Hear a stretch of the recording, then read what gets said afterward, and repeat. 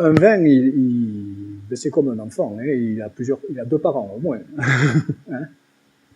Donc il ne faut pas s'étonner si il prend de l'un et de l'autre. Des fois, il ne prend que de l'un ou que de l'autre. Moi, ma notion de terroir, elle est assez large. Hein. Je préfère parler de conditions naturelles de production. C'est-à-dire un endroit donné, un paysage donné, si c'est plat, si c'est modelé, si c'est du montagne au fond, si on est en fond de vallée, si on est, voyez, si on a du vent qui vient du nord, si on a du vent qui vient du sud, un microclimat, bien entendu, qui peut évoluer. Actuellement, ça évolue, hein, le réchauffement est indéniable. Et puis, ces conditions naturelles de production, l'homme, parce que c'est l'homme quand même, a décidé d'y mettre un cépage. L'ensemble, et ensuite, hein, il y a son savoir-faire. C'est-à-dire, vous savez, je connais beaucoup de massacreurs de terroirs, de grands terroirs, et je connais beaucoup de vignerons qui, à partir de terroirs qui semblaient plus modestes, hein, arrivent à faire des vins, je ne vais pas dire des grands vins, mais des vins intéressants, des vins de personnalité. Donc, les conditions naturelles de production, le cépage, hein, le savoir-faire du vigneron, ce savoir-faire qui est peut-être aussi issu de siècles et de siècles de pratique. Hein. C'est pas forcément celui qui est là aujourd'hui. Hein.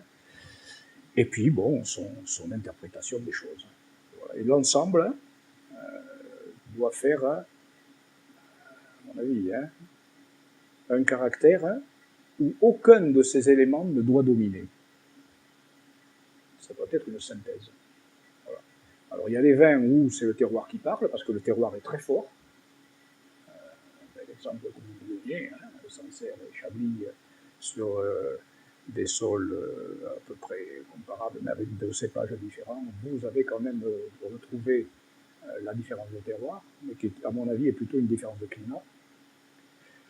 Et puis, bon, vous avez des vins où le terroir parle peu et se laisse dominer par le cépage. Voilà. Ou les deux se laissent dominer par une pratique vigneronne. Exemple, un boisage excessif, hein, ou une extraction trop forte. Hein. Combien de centaines de millions des années 90 ont été massacrés, hein, avec des raisins trop mûrs, des extractions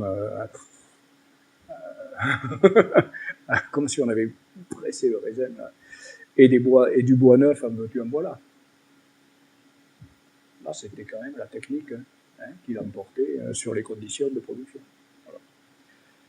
Heureusement, tous les vins ne sont pas faits de la même façon, sinon on s'ennuierait. Hein.